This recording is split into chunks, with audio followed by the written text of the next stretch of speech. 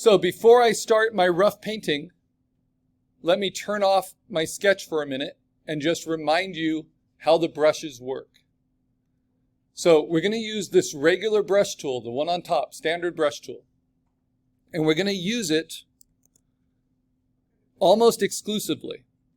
So when we're on an unlocked layer like this, our brush will do whatever color is in our foreground color square, which is right here. So right now it's green. It will work at whatever opacity we set here. Right now mine is 75%.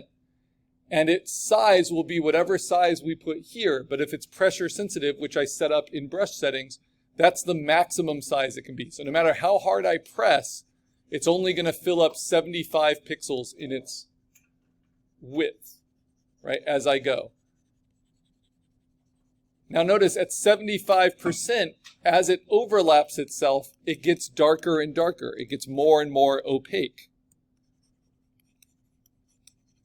And this is a brush that's kind of like colored pencil. Right. And then if I want a darker color, I would need to pick it. And then I can overlap, and you can see how that starts to blend those colors. But it blends them very softly at only 75%. Now, what the brush does, because I'm in one layer, is as soon as I replace those pixels with another color, like the red, it obliterates the pixels that are in the way. So this is destructive, right? So there's no way for me to get back without undoing the pixels that I lose when I paint over them. That's why it's important to lock the layers you don't want to accidentally paint on, like your references. The other reason we can stay on the brush tool is like we learned with digital coloring. I can simply click on a reference with my brush tool while holding down Option, and I can steal that color. Right? So it's good to have some colorful reference that you can steal colors from. Make sense?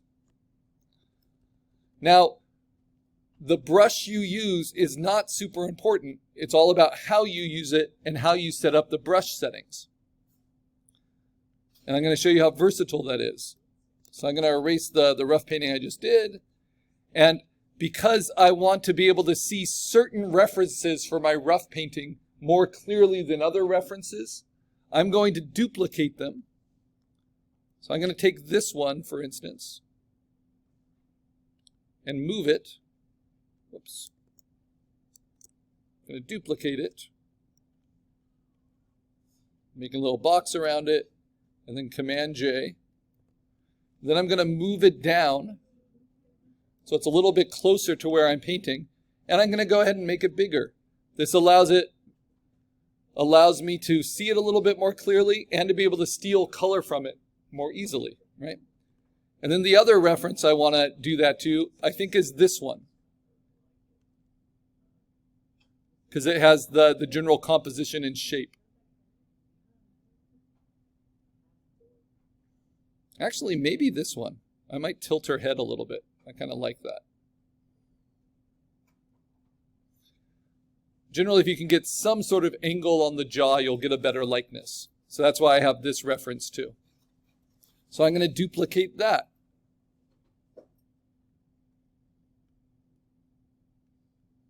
Let's see, where is that layer?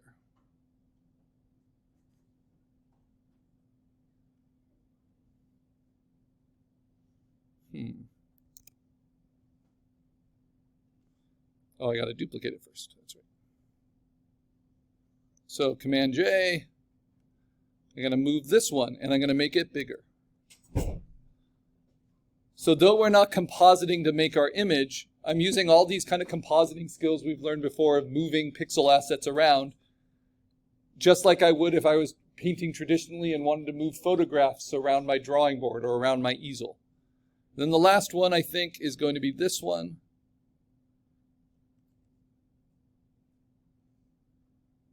And I don't need that much of it. I only need about that much. I'm going to duplicate it and then move it. And then make it bigger. because I know what the negative space around my portrait is now, and I can kind of squeeze a lot of reference into there. All right. So now I'm going to lock my references again. I have them all in a folder. I lock it. I go to my rough painting layer. Notice it's the only one. I don't need this extra copy. It's the only layer that's not locked. And I highly recommend this as you start learning digital painting. Lock every layer except the layer you're painting on. Okay. So now I'm going to make my Photoshop as big as I can on the screen. And I'm going to use my brush. And I'm going to set up my brush settings, which you can find under Window and Brush Settings. And I'm going to look at my shape dynamics. And I'm going to play with the angle jitter, the size jitter, and that's about it. And make sure that my control is for pin pressure. This is on a custom brush. Okay, now I am just going to start painting, right? So first thing I want to do is play with the angle of the head a little bit and give a jawline. So I can steal a color. And then I'm going to start roughing that new jawline in. This is on top at 70%. And then that's going to change the slope of the nose a little bit. This is why it's helpful to have multiple references.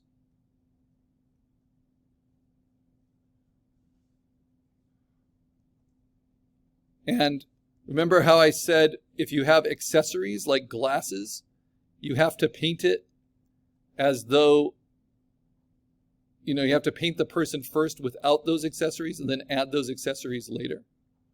So that's exactly what I'm going to do. I'm going to paint the eyes as though I can see them clearly, and then paint the glasses on top of that later. My sketch kind of shows me where those shapes are, but this will help me.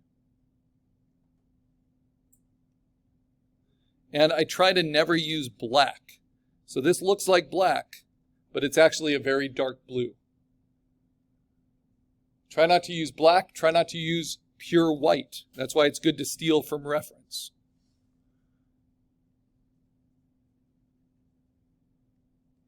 Let's see. So most of the highlights are on this side.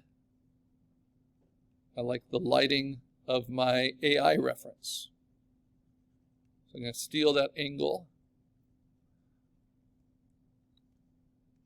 But take my subject's hairline, rough that in.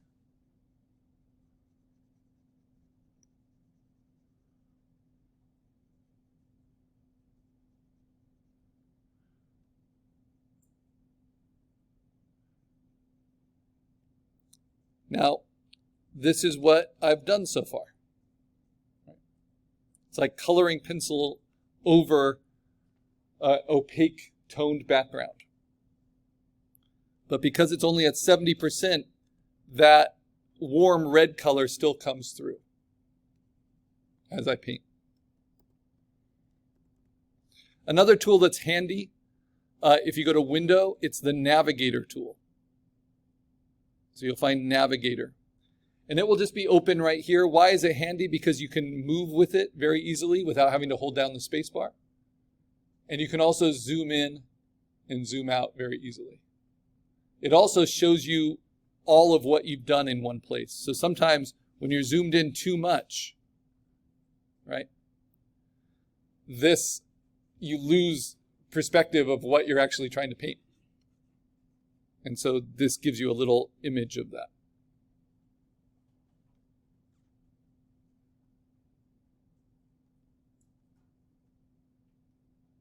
Yeah, there we go. But I still use the space bar a lot to organize it. Okay, so I'm going to kind of rough in the hairline. I'm going to find use option, use some of these cooler shadows for the forehead. I want some purples.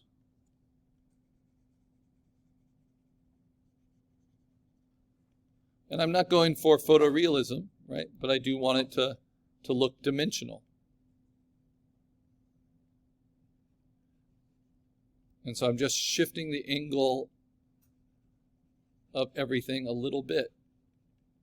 And it starts with the nose.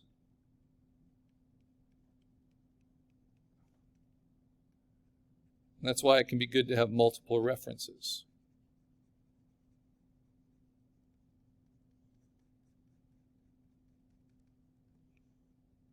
And the more opaque I want it, just the more times I hit it in the same spot with that brush, because I'm at 70% opacity.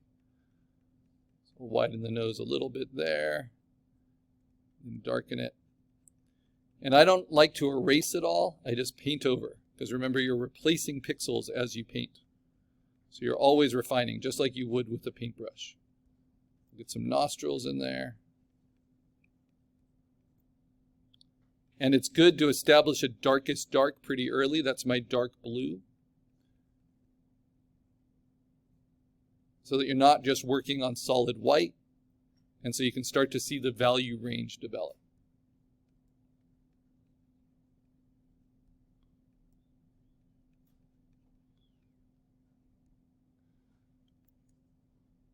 All right, and then let's see, the width of the chin is about here.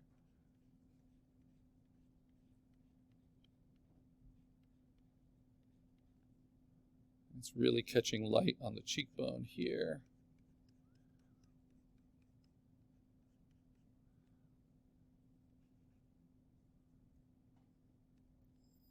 The nose turns about there.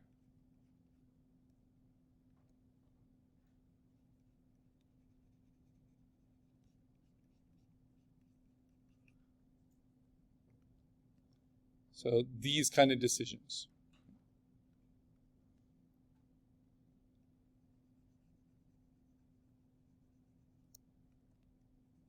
My brush is soft, but I'm using it at 100% hardness, right? Because when it's a custom brush, you don't get a choice. But it depends how hard I press for kind of blending to control that hardness.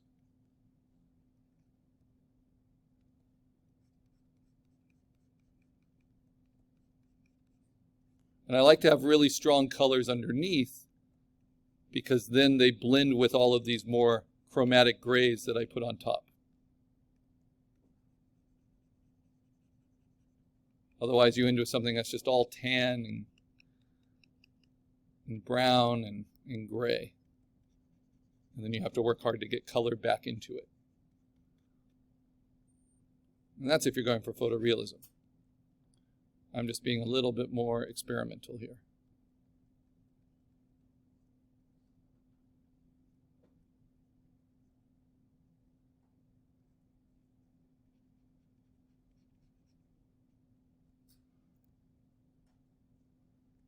And then sometimes you just want a wild color.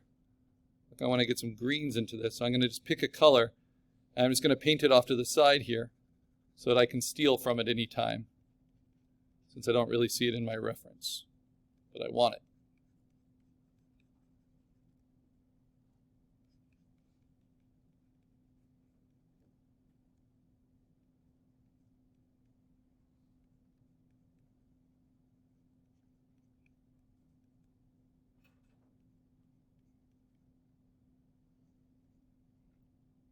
And where this AI version is helpful is I think my partner's eyes are actually pretty closed in this image behind the glasses. But I want to lighten up those glasses and make the eyes open. So we're not just trying to replicate a single photo, we're trying to create our own digital portrait. Or an animal, right? So the reason people are tough is because we're very, very sensitive to the exact proportions of individuals' faces. And that's what makes this idea of likeness in a portrait a tricky thing, like whether it actually looks like the person. So first, just aim for it to look like a believable human, and then you can pay attention to some of the subtleties that